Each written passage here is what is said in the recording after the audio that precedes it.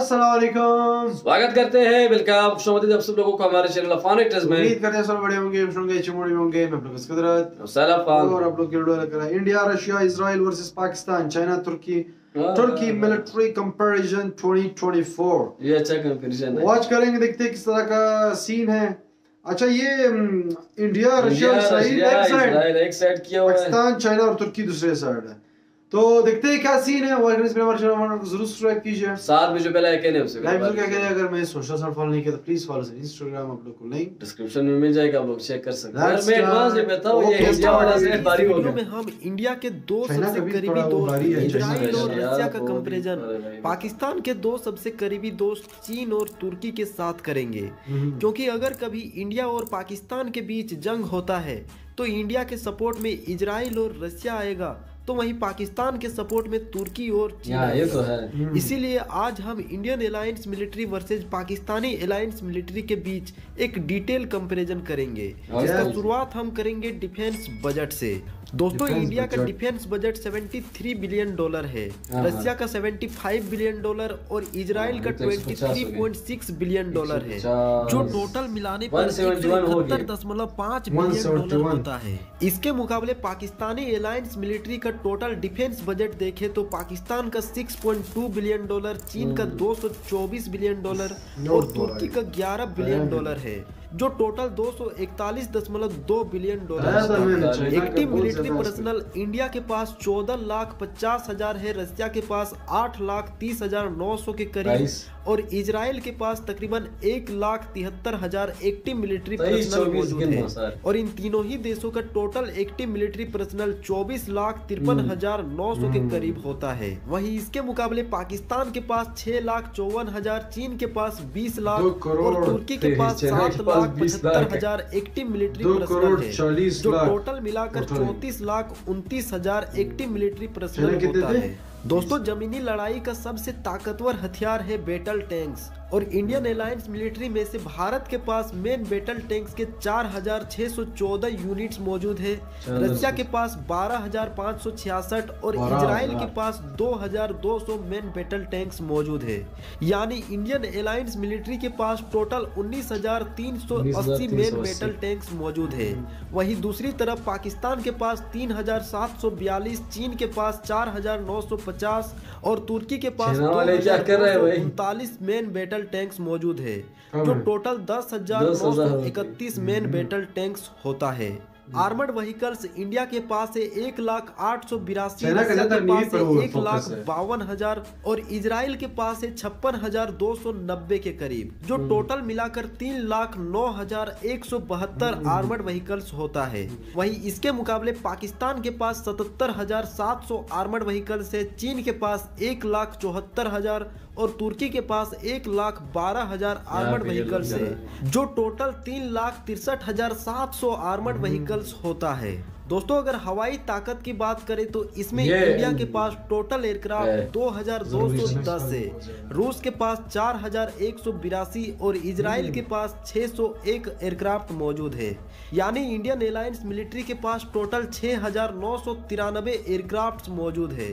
वहीं इसके मुकाबले पाकिस्तान के पास 1,413 एयरक्राफ्ट है, चीन के पास 3,166 और तुर्की के पास 1,065 एयरक्राफ्ट मौजूद है, जो टोटल मिलाने पर 5,644 एयरक्राफ्ट होता है। लेकिन इनमें से फाइटर एयरक्राफ्ट की बात करें तो इंडिया, रूस और इजराइल के पास टोटल 1,591 फाइटर एयरक्राफ्ट मौजूद है।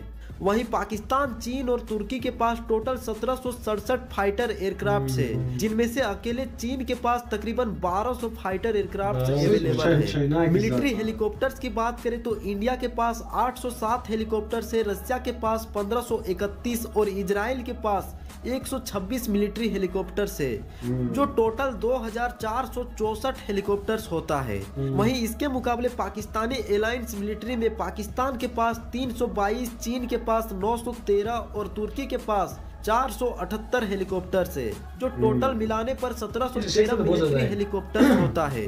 दोस्तों, लैंड पावर और एयर पावर के बाद अब देखते हैं नेवल पावर में कौन सा एयरलाइन ज्यादा ताकतवर है। इसमें हम सबसे पहले बात करेंगे एयरक्राफ्ट कैरियर्स की। तो दोस्तों इंडिया के पास 2 एयरक्राफ्ट कैरियर्स है, रूस के पास 1 एयरक्राफ्ट कैरियर है और फिलहाल इजराइल के पास 1 भी एयरक्राफ्ट कैरियर नहीं है। तो इंडियन अलायंस मिलिट्री के पास टोटल 3 एयरक्राफ्ट कैरियर्स मौजूद है। वहीं पाकिस्तानी अलायंस में पाकिस्तान और तुर्की के पास 1 भी एयरक्राफ्ट कैरियर नहीं है, लेकिन चीन के पास 2 एयरक्राफ्ट कैरियर मौजूद है।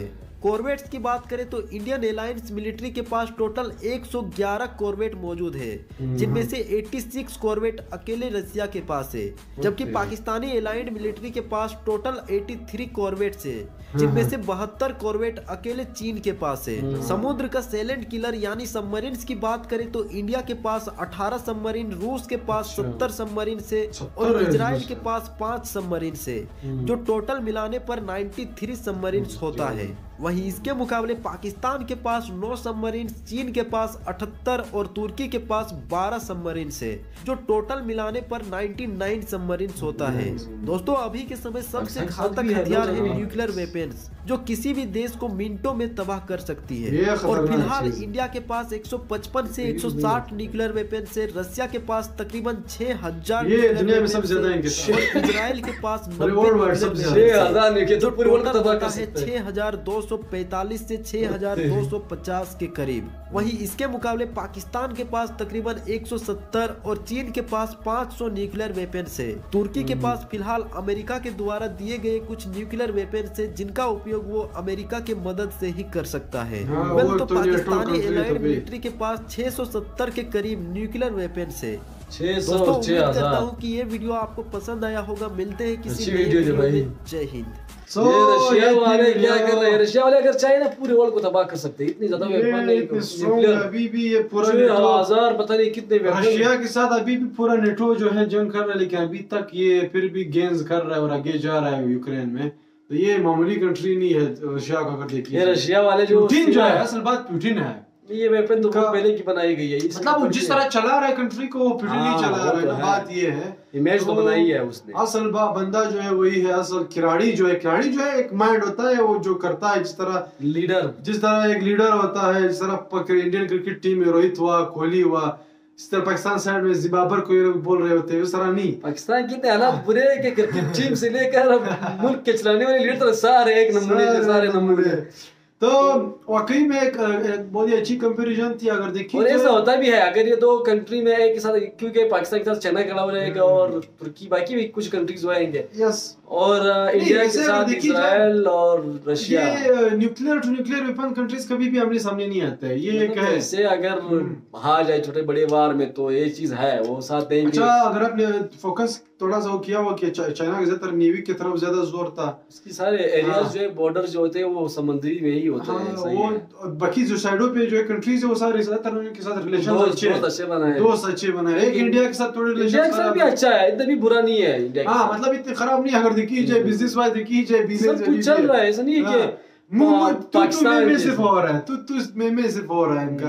बाकी जो इनका नेवी का जो फोकस है वो ज्यादा जो है नेवी की तरफ है, क्योंकि उनका फिलीपीन के साथ थोड़े मसले है, जापान के साथ थोड़े मसले है, बाकी नहीं है। जब कोरिया के साथ उनके रिलेशन थोड़े अच्छे हैं, तो इस वजह से ये सीन है। बाकी एक्टिव पर्सनल में भी चाइना के 20 लाख भाई, तो और पैसे भी बहुत ज्यादा खर्च कर 200 समथिंग बिलियन वो खर्च कर रहा है, बाकी सिर्फ 80 लाख 6 बिलियन।